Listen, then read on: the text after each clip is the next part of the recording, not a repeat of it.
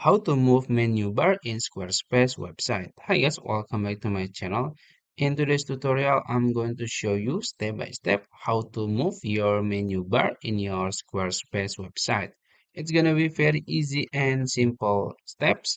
So first you can go to squarespace.com and then you can log into your account. After that, you can go to account dashboard here and then you can choose your website. This one, I'm gonna choose this one because it's the only one, and then you will be in this dashboard. You can go ahead to the website on the left screen here and then go to pages here. And as you can see, this is my menu bar here. I have not linked menu, so I'm gonna move it to add to the this menu bar here.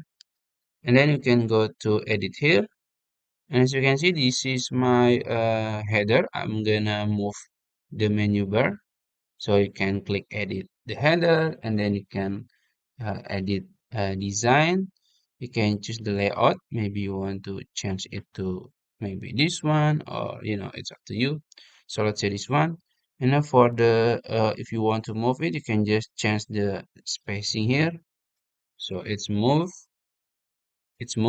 So you can change the spacing or the element spacing like this for each element, so it's gonna be very easy.